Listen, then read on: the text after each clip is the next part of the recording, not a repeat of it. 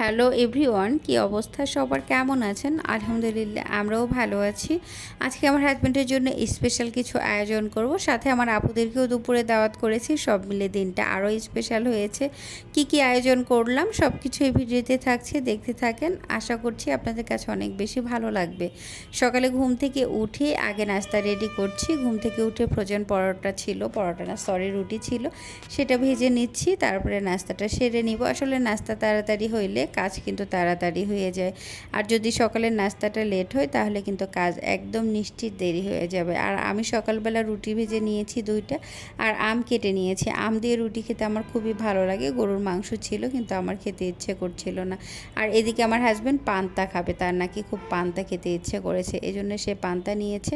আর আমি ওদিকে রুটি খেয়েছি। এই মিলে আমাদের নাস্তাটা শেষ। তারপরে আপুরা যেহেতু আসবে, ওই রুমের বেডশিটটা চেঞ্জ করে নিলাম। এই জন্য নতুন একটা বেডশিট চেঞ্জ করে একদম রুমটাকে সুন্দর করে দিলাম। কারণ পরিষ্কার একটা বেডশিট যেদিন বিছাই না, সেই বেডটা আমার কাছে এত বেশি ভালো লাগে। যদিও এই বেডে কেউ থাকে না, কিন্তু ধুলাবালি আসলে পড়ে, এই জন্য আমি চেঞ্জ করে দিলাম। আর এর মধ্যে আমি একটু আদা রসুন কেটে নিয়েছি, মশলাও বেটে নিব। এদিকে আমার হাজব্যান্ড একটু করে মশলা বেটে দিয়েছে, কারণ রান্নার জন্য আমার মশলা বাটা নেই। আর মশলা বাটতে গেলে রান্নাটা কিন্তু আরও বেশি দেরি হবে। আর এদিকে আমি রান্নাটা বসিয়ে দিয়েছি তাড়াতাড়ি করে নাস্তা শেষ করে। তা না হলে হয়তো বা দুপুর হয়ে যাবে, রান্নাই শেষ হবে না। এই জন্য তাড়াতাড়ি করেই চলে আসছি। আর এখানে আমি খাসির মাংস বসিয়ে দিয়েছি।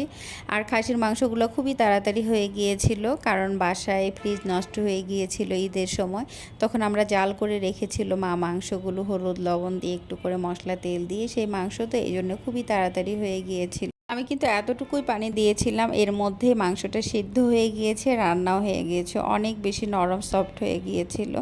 আসলে আমার মাথায় ছিল না যে ফ্রিজে মাংস ছিল বা জাল করা ওটা আরও বেশি সময় লাগবে না। একদম ব্রয়লার মুরগির চেয়েও খুবই তাড়াতাড়ি হয়ে গিয়েছিল, কিন্তু রান্নাটা মজা হয়েছিল। তারপর আসলে নরম মাংস আমার একটু পছন্দ, আমি আবার শক্ত টাইপস মাংস এত পছন্দ করি না।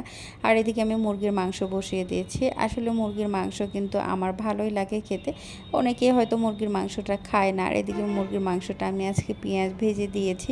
ভেজে কেন, মাখিয়ে দিলেও কিন্তু আমার কাছে ভালো লাগে। আসলে মুরগির মাংস আমার পছন্দ, তো এই জন্য আমি যেভাবেই দিই সেভাবেই আমার কাছে ভালো লাগে। আর মুরগির মাংস খুবই তাড়াতাড়ি হয়ে যায়, এটা রান্না করতে বেশি সময় লাগে না। এই জন্য সব কিছুর চেয়ে মনে হয় যে মুরগির মাংস রান্নাটাই খুবই তাড়াতাড়ি সহজ হয়ে যায়।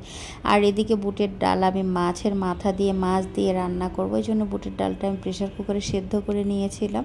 আর এদিকে মাছটা আমি নেড়ে চেড়ে ভুনা করে নিচ্ছি, তার মধ্যে কিন্তু বুটের ডালগুলো দিয়ে দিব।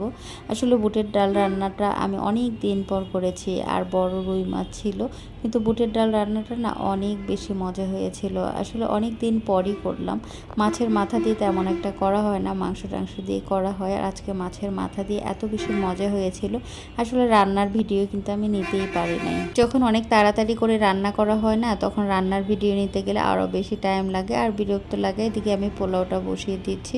আসলে পোলাও রান্না আমি তেমন একটা করতে চাই না, কিন্তু আমার হাজব্যান্ডের পোলাও অনেক বেশি পছন্দ। আমার আপুরা তেমন একটা পোলাও পছন্দ করে না, ওরা বিরিয়ানি পছন্দ করে। আর আমার হাজব্যান্ডের যে পোলাও বেশি পছন্দ, এই জন্য আমি পোলাওটাই রান্না করছি। আর পোলাও রান্নাটা তো বেশি টাইমও লাগে না, কিন্তু বিরিয়ানি আমার হাজব্যান্ড আবার তেমন একটা পছন্দ করে না, খাই কিন্তু অনেক বেশি পছন্দ না। তার সাদা পোলাও অনেক পছন্দ, এই জন্য আমি সাদা পোলাওটাই আজকে রান্না করলাম, আপুরাও একটু সাথে খেয়ে নেই। আর দুপুরে আমাদের বুটের ডাল ছিল, মাছ দিয়ে, মুরগির মাংস আর খাসির মাংস ছিল। এটা দিয়েই কিন্তু দুপুরে আমরা খাবার খেয়েছিলাম। সবাই মিলে যদি খায় তাহলে খাবারটা কিন্তু সাধারণটা অসাধারণ হয়ে যায়। আর আমার প্রিয় মানুষ আমার হাজব্যান্ড ছিল, আবার সাথে আমার আপুরা ছিল, দিনটা এই জন্য আরও বেশি স্পেশাল ছিল। আর আমার ভিডিওটা আপনাদের কাছে কেমন লাগে, যদি ভালো লাগে তাহলে অবশ্যই লাইক কমেন্ট করে কিন্তু জানাবেন। আর সবাই আমার ভিডিওর সাথে থাকবেন, আর সবাই ভালো থাকবেন, সুস্থ থাকবেন, আমাদের জন্য দোয়া করবেন। আসসালামু আলাইকুম।